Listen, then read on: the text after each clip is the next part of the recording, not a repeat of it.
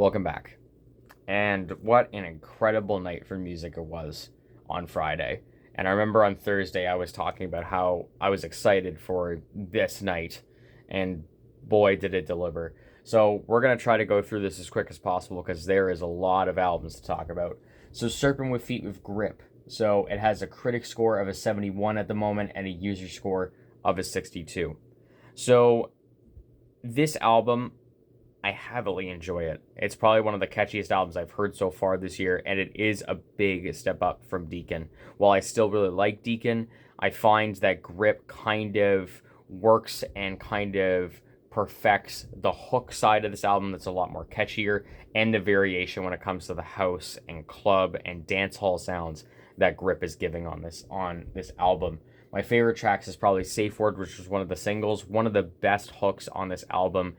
The higher pitch and the higher tone of the vocals that Serpent gives is just ear candy. It's perfect. And Black Air Force has a major highlight of Mick Jenkins' feature. This album is great. However, I feel like this album does play it safe like Deacon did.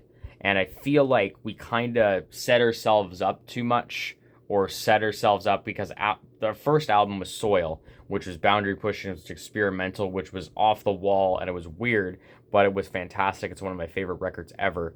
So to go from that to these past two records being very mainstream appealing, being very safe, it kind of sets up this album to be kind of a disappointment, but nonetheless, I still think this album is very good.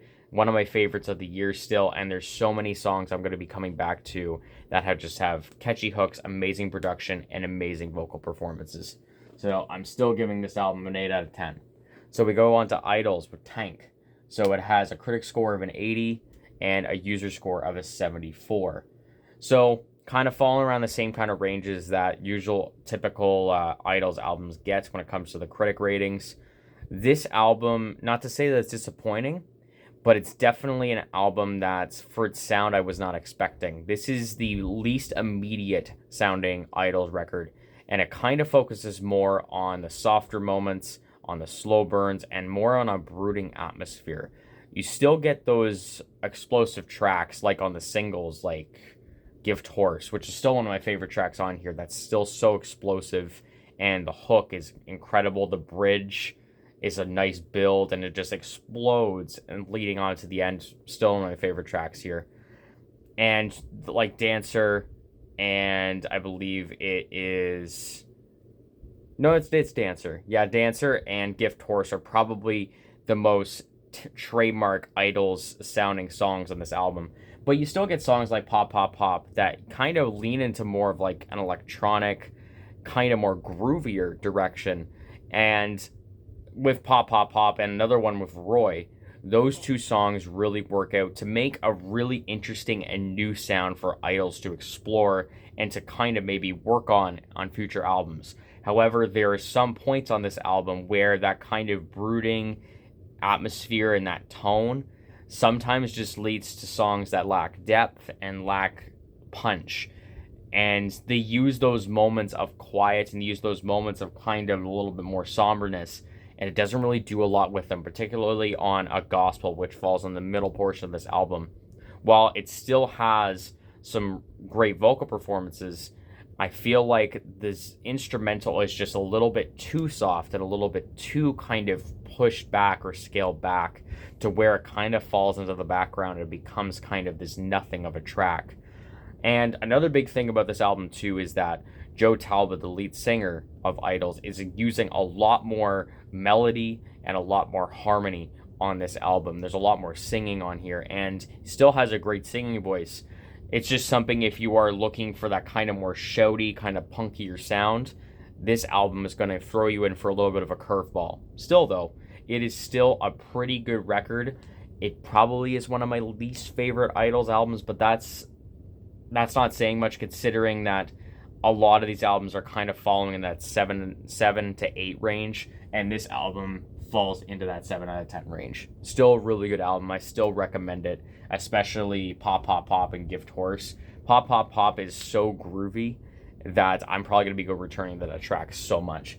Then we go to Quadeca with Scrapyard. So there is no critic score at the moment, but the user score of this album is 85, which at the recording of this video, at the current time of it, is the highest rated album on Album of the Year. So, and it's with good reason. Following up I Didn't Mean to Haunt You is a really big task. So instead, Quadeca took a step back, scaled it back, but still brought in the kind of fuzzier and shoegazy elements of I Didn't Mean to Haunt You and brings it into a more palatable and approachable setting on this album. The Scrapyard series has a lot of more catchier elements, and all of this is here, particularly with A La Carte. Way Too Many Friends is another one of my favorite tracks. It's just, there's a lot more catchiness to this album, and it still carries in those experimental moments and those kind of fuzzier textures that I Didn't Mean to Haunt You kind of brought with it. All in all, if you kind of were a little bit off the train per se with I Didn't Mean to Haunt You, I think you can easily get back on here with Scrapyard, which brings the experimental elements, but also brings something that's going to be a little bit more palatable and acceptable for a wider audience. I think this mixtape was a great addition to the catalog, and it's one of my favorite albums of the year. And I think it is my album of the year. One of my favorite tracks as well is Texas Blue, which has this beautiful piano lead at the beginning, and it's just this great closer to the album, and it just really shows how far we keep on pushing with Quadeca's like artistic evolution, and I'm so excited to see where we go from here. But all in all, this record is a 9 out of 10, my favorite album of the year. As much as I would want to give it like a 10, I feel like a 10 is like really, really special and needs like its own video at that point. But now we move on to the album that we're probably all looking forward to or talking about, and that's 2093.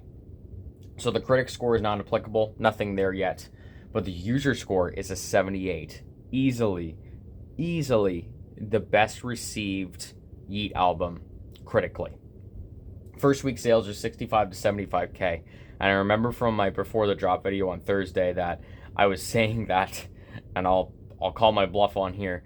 I was saying it's just like I could run close to Vultures or outsell Vultures. I was just a little too excited, I will admit. 65 to 75K, though, is an improvement over Afterlife, which was around 55K. And this album, for Yeat, is the most album-sounding album that he has made, if you understand what I mean. All of these songs, with like Afterlife, Life, and Two Alive, all these songs, I feel like you could take certain pieces and certain songs and kind of throw them into a playlist, and also you could throw the album probably on shuffle, and it wouldn't really affect the tonality or the cohesiveness of the album. I feel like with 2093, though, this album is a full experience. It's a lot more kind of, I guess, it's a lot more rewarding. It's a lot more satisfying when you listen to it the whole way through. And this album is experimental for me. Like, I know some people are saying this is his most palatable and his most kind of appealing album. I think it's the opposite. There is so many genre kind of blends on here. There's so many weird kind of detours and asides that this album goes on, like to the EDM feeling of Breathe. You get a lot more brooding tracks, like Power Trip has a beat switch right in the middle, and overall in all, that Power Trip is one of my favorite songs on here. It starts off like kind of almost beautiful and like in this kind of like sludgy kind of way, but then it just transitions into this crazy banger. And then I Love, that little sample of the I Love just like working through the entire instrumental. Man, it goes so hard. And there's so many songs in here that go hard, but then there's points on this album that almost like build like this weird serenity and this weird kind of euphoria to them, like More and Bought the Earth. Like, there's so many parts on here that just kind of throw me for a loop, thinking that an artist like Yeat is really pushing himself creatively. And it really gives me hope, especially going further into this decade, that Yeat is not a for-the-moment artist. I feel like we're probably going to see Yeat push forward into this decade and keep pushing the boundaries when it comes to the rage, the trap sound, and now it looks like we're going in electronic sound with some of these songs. Really fantastic album, in my opinion. Again, one of my favorites of the year, and I'm really looking forward to where we're gonna go from here. I will admit though that this album is long. It's an hour and 17 minutes. If you do give it the time though, it's a fantastic listen. And I'm gonna give this album an 8 out of 10. So all in all, amazing night for music. You got 2 8s, 1 9, and a 7. And if there is an album on here that you haven't heard or haven't seen before, I recommend listening to all of these.